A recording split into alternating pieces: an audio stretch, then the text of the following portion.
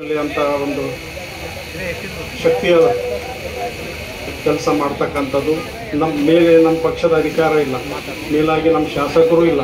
ಅದನ್ನು ಯಾವ ರೀತಿ ನಿಭಾಯಿಸಿಕೊಂಡು ಹೋಗಿ ಅವ್ರು ಕೆಲಸ ಮಾಡ್ತಾರೆ ಅನ್ನೋದ್ರ ಮೇಲೆ ನಮ್ಮದೆಲ್ಲ ಪಕ್ಷ ಅವಲಂಬಿತವಾಗಿದೆ.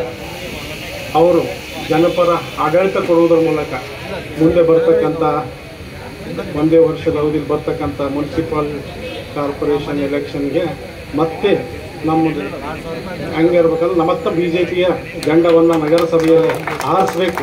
ಆ ರೀತಿ ಅವ್ರು ಕೆಲಸ ಮಾಡಿ ತೋರಿಸ್ಬೇಕು. ಅವ್ರ ಮೇಲೆ ಭಾಳ ಜವಾಬ್ದಾರಿ ಅದ. ಎಲ್ಲರನ್ನ ಮತ್ತೊಮ್ಮೆ ತೆಗೆದುಕೊಂಡು ಹೋಗಬೇಕು ಅಂತಕ್ಕಂಥ ಮಾತನ್ನು ಹೇಳಿ ನನಗೆ ಅವಕಾಶ ಮಾಡಿಕೊಟ್ಟಂಥ ನಿಮ್ಮೆಲ್ಲರಿಗೂ ವಂದಿಸಿ ನಾನು ಮಾತು. ಅಧ್ಯಕ್ಷರು ಎಲ್ಲ ಸದಸ್ಯರುಗಳನ್ನು ತಮ್ಮ ಹಿತಕ್ಕೆ ತಗೊಂಡು ಅವರನ್ನು ನಂಬಿಕೆಯನ್ನು ವಿಶ್ವಾಸವನ್ನು ತಗೊಂಡು ಇನ್ನು ಒಂದು ವರ್ಷದಲ್ಲಿ ಮತ್ತೆ ಒಳ್ಳೆಯ ಅಧಿಕಾರವನ್ನು ಕೊಡ್ತಾರೆ ಅಂತ ನಮಗೆಲ್ಲರಿಗೂ ಭರವಸೆ ಇದೆ. ಆ ಅಧಿಕಾರದಲ್ಲಿ ಅವಧಿಯಲ್ಲಿ ಎಲ್ಲರೂ ವಿಶ್ವಾಸಕ್ಕೆ ತಗೊಂಡಿದ್ದೇ ಆದರೆ ಮುಂದಿನ ವರ್ಷದಲ್ಲಿ ಬರ್ತಕ್ಕಂಥ ನಗರಸಭೆಯ ಚುನಾವಣೆ ಏನಿದೆ ಅದರಲ್ಲಿ ಮತ್ತೊಂದು ಸರ್ತಿ ನಾವು BJPಯ ಜೆಂಡವನ್ನು ಈ ನಗರಸಭೆಯ ಮೇಲೆ ಆಸೆ ತೀರ್ತೀವಿ ಅಂತ ನಾನು ಎಲ್ಲರಿಗೂ ಹೇಳ್ತೀನಿ.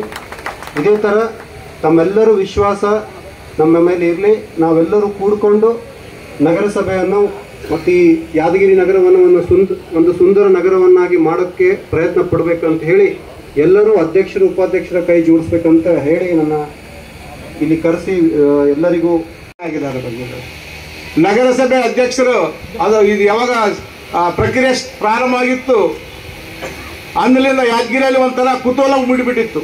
ಎಲ್ಲ ಜನರಲ್ಲಿ, ಎಲ್ಲ ಹೋಟೆಲ್ಗಳಲ್ಲಿ, ಎಲ್ಲಿ ಕೂಡ್ತಾರೆ ಬರೀ ಇದರ ವಿಷಯ ಚರ್ಚೆ ಆಗ್ತಿತ್ತು. ಮುಂದಿನ ಅಧ್ಯಕ್ಷರು ಯಾರಾಗ್ತಾರ, ಯಾರಾದ್ರೂ ಇದಕ್ಕೆ ಸೂಕ್ತ, ಯಾರಾದ್ರೂ ಇದು ಆಡಳಿತವನ್ನು ಸರಿಯಾಗಿ ನೋಡ್ಕೊಂಡು ಹೋಗ್ತಾರ ಅಂತ ಜನರು ಬಹಳ ಏನಪ್ಪ ಅಂದ್ರೆ ಎಲ್ಲರೂ ಮಾತಾಡ್ತಿದ್ರು. ವಿಶೇಷವಾಗಿ ನಮ್ಮ ನಾಯಕರು ಮಹೇಶ್ ರೆಡ್ಡಿ ಮುದ್ದಾಳ್ ಅವರು ಮತ್ತು ರಾಚನಗೌಡವರು ನಮ್ಮ ನಗರಸಭೆ ಸದಸ್ಯರಿಗೆ 4 ಸಲ ಮೀಟಿಂಗ್ ಮಾಡಿ ಅವರ ಅಭಿಪ್ರಾಯಗಳನ್ನು ಸಂಗ್ರಹ ಮಾಡಿದರು. ಅವರು ಈ ಚುನಾವಣೆ ಅಧ್ಯಕ್ಷ ಸ್ಥಾನ ಯಾರಿಗಾದರೂ ಸೂಕ್ತ ಆಗ್ತದ, ನಮ್ಮ ಯಾದಗಿರಿ ನಗರಸಭೆಯಲ್ಲಿ ಇವತ್ತು ಖಾತಾ ನಕ್ಕಲಾಗಲಿ, ಈ ಖಾತಾ ಆಮೇಲೆ ನಾನ್ ರಿಲೀಸಿಂಗ್ ಪ್ಲಾಟ್ಗಳದು ಇಷ್ಟು ಸಮಸ್ಯೆ ಆಗಿಬಿಟ್ಟದ ಬೇಡ.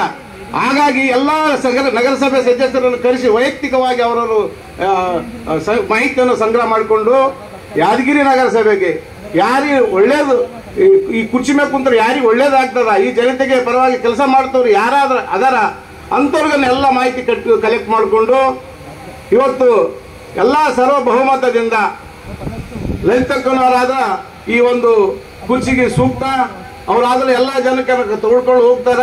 ಇವತ್ತಿನ ಯಾದಗಿರಿಯಲ್ಲಿ ಸಮಸ್ಯೆ ಆಗ್ಯದ, ಖಾತಾ ನಕ್ಕಲದು. ಸರ್ಕಾರ ಏನೋ ದುಡ್ಡು ಕೊಟ್ಟು ಮಾಡ್ಕೊಲಿಕ್ಕತ್ತಾರ, ಬಟ್ ಬಡವರಿಗೆ ಬಹಳ ತ್ರಾಸ ಆಗಿಬಿಟ್ಟದ. ಆ ಬಡವ್ರು ಕೆಲಸ ಮಾಡ್ತಕ್ಕಂಥ ಶಕ್ತಿ ಯಾರಿಗೆ ಆದ್ರೆ ಅದು ಲಲಿತಕ್ಕನವರಿಗೆ ದಯಮಾಡಿ ಎಲ್ಲರೂ ಅವ್ರಿಗೆ ಕೊಡಬೇಕು.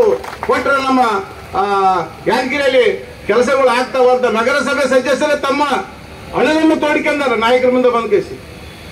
ಸರ್, ನಾವು ನಗರಸಭೆ ಸದಸ್ಯರಿದ್ರು ಕೂಡ ಇರ್ಲಾರ್ದಂಗ ನಾವು ಇದನ್ನ ಸತ್ತಾಗ ಅಂತಕ್ಕಂಥ ಮಾತು ಏನಪ್ಪ ನಗರಸಭೆ ಸದಸ್ಯರು ಬಂದು ನಾಯಕರ ಮುಂದೆ ತೋಡ್ಕೊಂಡಾರ. ಆ ಕಾರಣಕ್ಕಾಗಿ ಇದನ್ನು ಗಂಭೀರವಾಗಿ ನಾಯಕರು ಪರಿಗಣನೆ ತಗೊಂಡು ಎಲ್ಲರ ಅಭಿಪ್ರಾಯ ಸಂಗ್ರಹ ಮಾಡಿ ಸೂಕ್ತವಾದ ವ್ಯಕ್ತಿಗೆ ನಾವು ಆರಿಸಿ ಅಲ್ಲಿ ಏನಪ್ಪ ಅಂದ್ರೆ ಮುನ್ಸಿಪಾಲಿಟಿಗೆ ಕುಡಿಸಿದ್ರೆ ಮುಂದಿನ ಬರ್ತಕ್ಕಂಥ ದಿನಗಳಲ್ಲಿ ಮತ್ತೆ ನಾವು ನಗರಸಭೆಯಲ್ಲಿ ಮತ್ತೊಂದ್ಸಲ ನಾವು ಚುಕ್ಕಾಣಿ ಹಿಡಿಬಹುದು. ಇವತ್ತು ತಾತ್ಕಾಲಿಕ ವಿಚಾರ ಮಾಡೋದು ಬೇಡ ನಾವು ಅನ್ನೋದಕ್ಕಂತ ಹೇಳಿ ವಿಚಾರ ಮಾಡಿಕೊಂಡು ಇವತ್ತು ಅಕ್ಕನವ್ರಿಗೆ ಎಲ್ಲರೂ ಏನಪ್ಪ ಅಂದ್ರೆ ಬಹುಮತದಿಂದ ಅವರಿಗೆ ಅಧ್ಯಕ್ಷ ಸ್ಥಾನ ಮಾಡಿಕೊಂಡು ಕುಂತ್ಕೊಂಡಾರ. ಕುಂತಿದ್ರೆ ಅಂತೇಳಿ ಸ್ವಲ್ಪ ಸುಳಿವು ಸಿಕ್ಕರೆ ಒಳಗೆ ಹೋಗ್ಬೇಕಂತ. ಆದ್ರೆ ನಮ್ಮ ಪಕ್ಷದ ಮುಖಂಡರಾಗಿರ್ಬೋದು ಮತ್ತು ಪಕ್ಷ ಆಗಿರ್ಬೋದು ಯಾವುದೇ ರೀತಿಯಿಂದ ಕಡಿಮೆ ಇಲ್ಲ, ಯಾರಿಗೂ ಒಳಗೆ ಬಿಡೋಕೆ ಅವಕಾಶ ನಾವು ಮಾಡಿಕೊಡಂಗಿಲ್ಲ ಅಂತಕ್ಕಂಥ ನಾವು ಇವತ್ತು ತೋರಿಸ್ಕೊಟ್ಟಿದ್ದೀವಿ. ಅದಕ್ಕೆ ಈ ಸಂದರ್ಭದಲ್ಲಿ ನಾವು ವೆಂಕಟರೆಡ್ಡಿ ಅಂಕಲ್ ಅವರು ಕೂಡ ಡಾಕ್ಟರ್ ವೀರಬಸವಂತ ರೆಡ್ಡಿ ಅವರು ಕೂಡ ನಾವು ಇವತ್ತು ನೆನಪು ಮಾಡಿಕೊಳ್ಳಲೇಬೇಕು. ಅವರು ಕೂಡ ಯಾದಗಿರಿಯಲ್ಲಿ ಬಂದ ನಂತರದಿಂದ ಸತತವಾಗಿ BJP ಪಕ್ಷವನ್ನು ಕೂಡ ಎಲ್ಲರ ಪರಿಶ್ರಮದಿಂದ 5 ವರ್ಷ ನಾವೆಲ್ಲರೂ ಆಡಳಿತವನ್ನು ಮಾಡ್ತಾ ಇದ್ದೀವಿ. ಈಗ ತಾನೇ ನಮ್ಮ ನಾಯಕರು ಹೇಳಿದಂಗೆ ಎಲ್ಲ ನಗರಸಭೆ ಸದಸ್ಯರನ್ನ ಮತ್ತು ಪಕ್ಷದ ಎಲ್ಲ ಕಾರ್ಯಕರ್ತರನ್ನ ವಿಶ್ವಾಸಕ್ಕೆ ತೆಗೆದುಕೊಂಡು ಒಳ್ಳೆ ಆಡಳಿತವನ್ನು ಕೊಡುವ ಮುಖಾಂತರ ಮುಂದೆ ಬರ್ತಾ ನಗರಸಭೆ ಚುನಾವಣೆಯಲ್ಲಿ ಮತ್ತೆ ಬಹುಮತವನ್ನು ತರುವ ಮುಖಾಂತರ ಮತ್ತೆ ಬಾವುಟವನ್ನು ಬಿಜೆಪಿದ ಹಾರಿಸುವಂತ ಪ್ರಯತ್ನ ಮಾಡ್ತೀವಿ. ಹಾಗೆ ಈಗ ನಾಯಕರು ಹೇಳ್ದಂಗೆ ಮತ್ತು ನಮ್ಮ ಯಾದಗಿರಿ ಜನ ಏನು ವಿಶ್ವಾಸ ಇಟ್ಟಿದಾರ ಮತ್ತು ನಿಂಗಪ್ಪಣ್ಣವ್ರು ಹೇಳ್ದಂಗೆ 31 ವಾರ್ಡಿನ ಜನರನ್ನ ಕರೆದು ಬಿಟ್ಟು ಏನು ಅಭಿಪ್ರಾಯ ಕೇಳಿಬಿಟ್ಟು ಏನು ಅವರು ನಿರ್ಣಯ ತೆಗೆದುಕೊಂಡಿದ್ದಾರ, ಅವರ ನಿರ್ಣಯಕ್ಕೆ ಬದ್ಧವಾಗಿ ಯಾವುದೇ ರೀತಿಯಿಂದ ಅವರಿಗೆ ಕಪ್ಪು ಚುಕ್ಕಿ ತರದ ಹಾಗೇನೆ ಆಡಳಿತವನ್ನು ಮಾಡಿ ತೋರಿಸ್ತೀನಿ ಅನ್ನೋ ಮುಖಾಂತರ ನಾನು ಈ ವಿಷಯವನ್ನು ತಿಳಿಸ್ತೇನೆ. ಯಾಕಂದರೆ ಈಗಾಗಲೇ ಅಧಿಕಾರಾವಧಿಯಲ್ಲಿ ಎಲ್ಲರಿಗೂ ಗೊತ್ತಿರುವಂಗೆ ಕಮಿಷನರ್ ಕೂಡ ಇಲ್ಲ ಅಂತಕ್ಕಂಥದ್ದು ಗೊತ್ತು. ಕಾಂಗ್ರೆಸ್ ಸರ್ಕಾರ ಇರೋದ್ರಿಂದ ಈಗಿರ್ತಕ್ಕಂಥ ಶಾಸಕರು ಈ ಮುಖಾಂತರ ಹೇಳಕ್ಕೆ ಇಷ್ಟಪಡ್ತೀನಿ, ಒಬ್ಬ ಒಳ್ಳೆ ಕಮಿಷನರ್ನ ತಗೊಂಡು ಬಂದು ನಮ್ಗೆ ಒಳ್ಳೆ ಆಡಳಿತ ಮಾಡೋಕ್ಕೆ ಅವರು ಕೂಡ ಅನುವು ಮಾಡಿಕೊಡ್ಬೇಕಂತ ಈ ಸಂದರ್ಭದಲ್ಲಿ ಅವರನ್ನು ಕೇಳ್ತೀವಿ. ಅದೇ ರೀತಿ ಎಲ್ಲ ವೇದಿಕೆ ಮೇಲೆ ಕುಂತಿರ್ತಕ್ಕಂಥ ನಮ್ಮ ನಾಯಕರು ಕೂಡ ಈ ಸಂದರ್ಭದಲ್ಲಿ ಒಂದು ವಿಶ್ವಾಸವನ್ನು ಮೂಡಿಸ್ತೇನೆ. ತಾವಿಟ್ಟಿರುವಂಥ ನಂಬಿಕೆಯನ್ನು ಎಲ್ಲರನ್ನ ತಗೊಂಡುಕೊಂಡು ಹೋಗುವಂಥದ್ದು ಮತ್ತು ಜನತೆಗೆ ವಿಶ್ವಾಸ ಬರುವ ಹಾಗೆ ನಾನು ಆಡಳಿತವನ್ನು ಮಾಡಿ ತೋರಿಸ್ತೀನಿ ಅಂತ ಈ ಮುಖಾಂತರ ತಿಳಿಸಕ್ಕೆ ಇಷ್ಟಪಡ್ತೀನಿ. ಇನ್ನ ಮ್ಯಾಗಿಡ್ರಿ, ಸ್ವಲ್ಪ ಇನ್ನ ಮ್ಯಾಗಿಡ್ಬೇಕು. ನಮ್ಮ ಅಧ್ಯಕ್ಷರು ಕರ್ಕರಿ.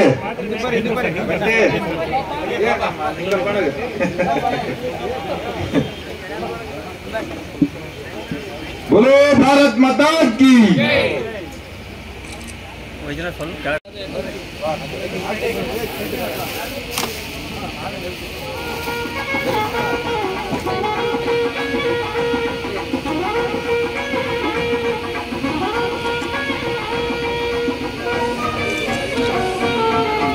ನಿರ್ವಹಿಸಿದಂತಹ ಎಲ್ಲ ಶ್ರೇಯಸ್ಸನ್ನ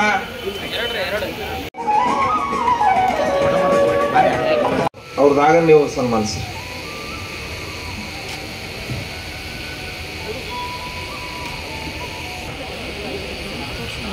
ನಗರ ಮಂಡಲದ ಅಧ್ಯಕ್ಷರು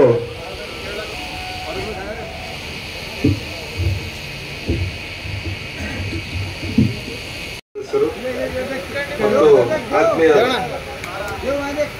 ನೇರ ನುಡಿಯ ವ್ಯಕ್ತಿತ್ವ ಹೊಂದಿದಂತಹ ಶ್ರೀ ಅಸದ್ ಚಾವಸ್ ಅವರು, ಅದೇ ತರನಾಗಿ ರವಿ ಶೇಕ್ಷಿಂದಿ ಮಾಚನೂರ್ ಹೋಟೆಲ್ ಇತ್ತಲ್ಲ, ಮಾನ್ಯ ಅಧ್ಯಕ್ಷರಿಗೆ ಸನ್ಮಾನಿಸಬೇಕಂದ ಕೇಳ್ಕೊಳ್ತೇನೆ. ರವಿ ಶೇಕ್ಷಿಂದಿ ಹಾಗೂ ಒಗ್ಗರಣಿ ಮಾಚನೂರ್ ಹೋಟೆಲ್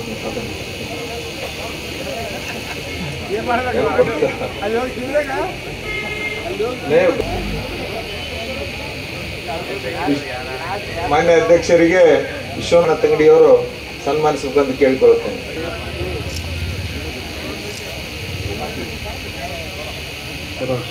ಪದಗ್ರಹಣದ ವೇದಿಕೆಯಲ್ಲಿ ಆಸೀನರಾಗಿರ್ತಾರೆ ಮಾಡ್ತೇವೆ.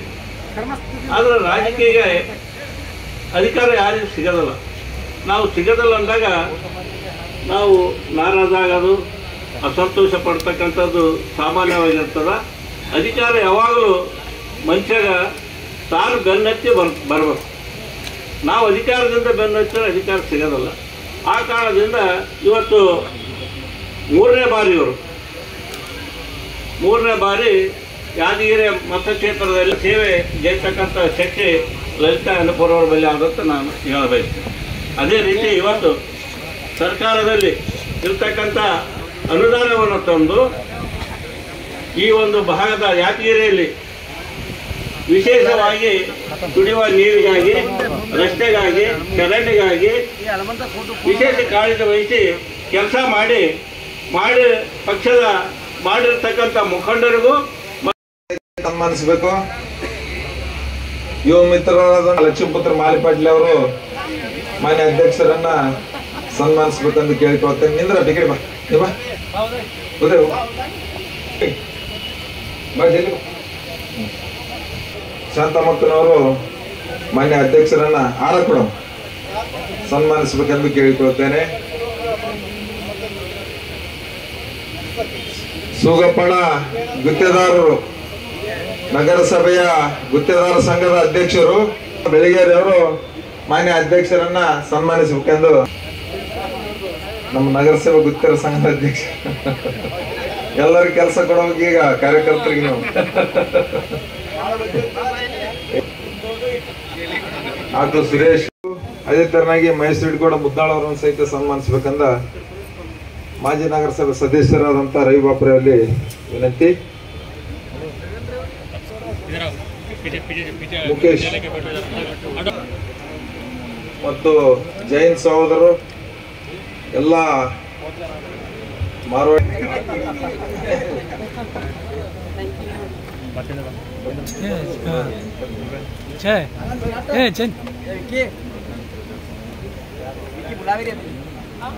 ಅಧ್ಯಕ್ಷರನ್ನ ಹಾಗೂ ದಯವಿಟ್ಟು ಸನ್ಮಾನಿಸಿದ ಎಲ್ಲ ಅಣ್ಣ ತಮ್ಮಂದಿರು ವೇದಿಕೆಯ ಮುಂಭಾಗದಲ್ಲಿ ಸೈಡ್ ನಲ್ಲಿ ನಮಗಾಗಿ ಮೀಸಲಿಟ್ಟ ಆಸೀನರಾಗಬೇಕು.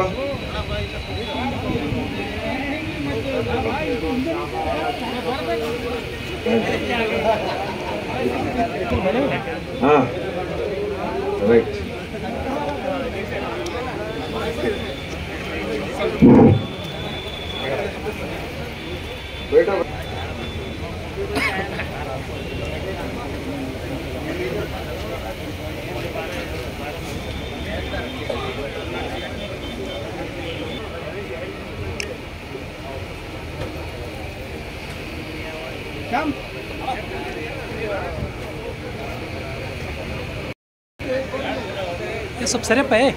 ಸನ್ಮಾನ್ಯ ಶ್ರೀ ಸಿದ್ದನಗೌಡ ವೇದಿಕೆ ಮೇಲೆ ಬರಬೇಕು.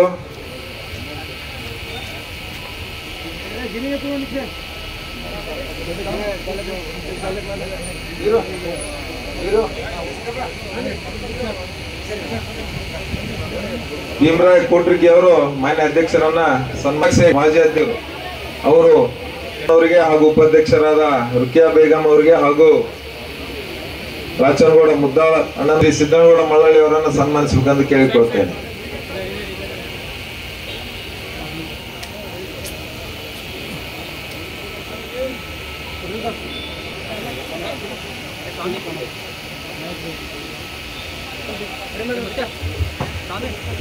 ಈಗ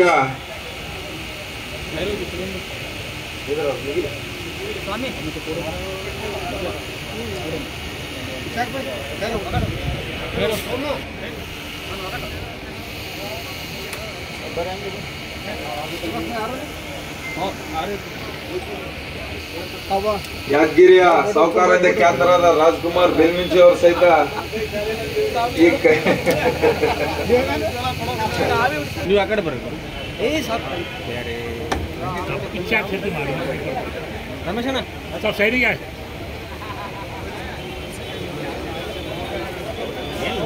ಮುಂದೆ ಅಲೋ ಒಂದು ನಿಮಿಷ ಸೈಡಿಗೆ ಬರಲಿ.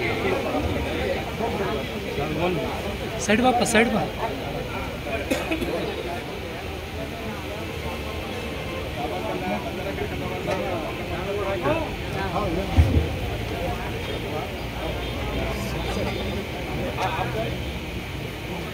ಈ ಕಡೆ ನೋಡ್ರಿ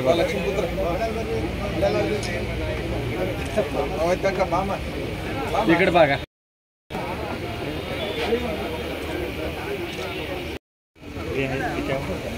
ಸೈಡ್ಲಿಂದ ಮಾಡ್ರಪ್ಪ.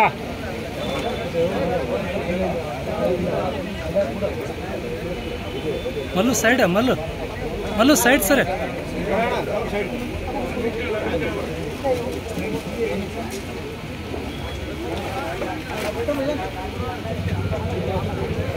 ಈಗ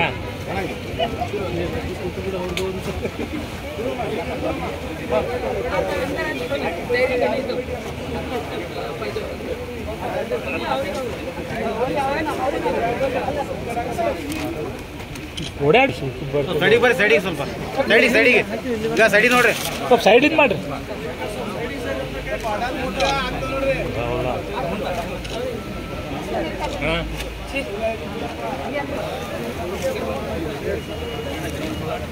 ಸ್ವಲ್ಪ ಸೈಡ್ ಬರ್ರಿ, ಸೈಡಿಗೆ ಬರ್ರಿ.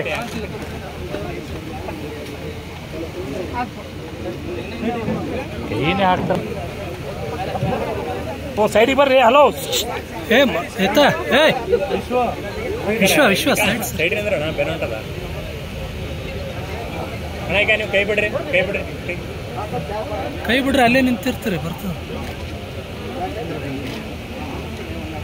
ಶಾಯಿಸ್ತಾ ಸುಲ್ತಾನ ಅವರು ಬಂದು ಸನ್ಮಾನಿಸಬೇಕು. ಸೈಡಿಂಗ್ ಮಾಡ್ರಿ ಮೇಡಮ್, ಸೈಡಿಂಗ್. ನಂತರ ಮೊದಕ್ಕೆ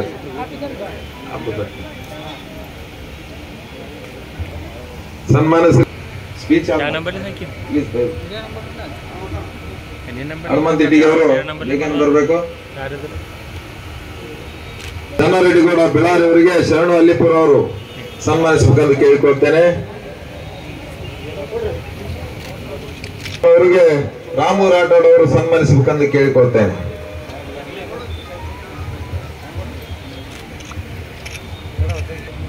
ಅದೇ ತರ ಸೇಠ್ ಅವರು ಮಾಜಿ ಅಧ್ಯಕ್ಷರು ಆತ್ಮೀಯರು ಅವರಿಗೂ ಸಹಿತ ನಾಗರಾಜ್ ಬಂದು ಸನ್ಮಾನಿಸಬೇಕಂತ ಕೇಳಿಕೊಳ್ತೇನೆ.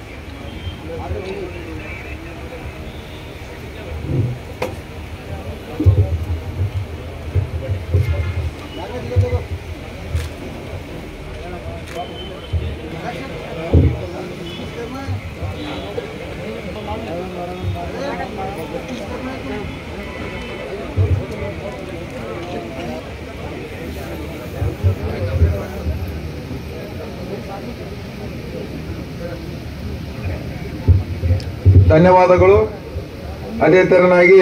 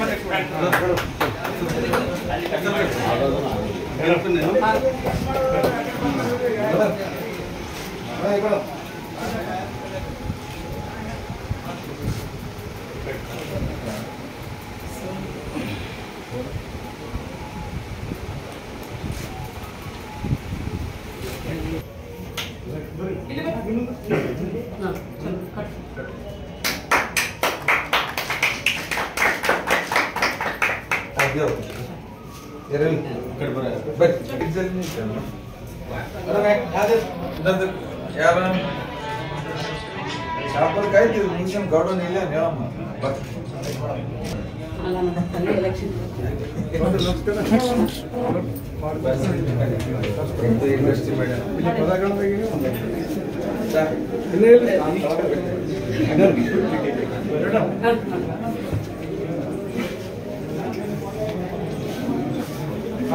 ಎಲ್ಲಾರು ನೀಡಪ್ಪ ಆಗಲಿ.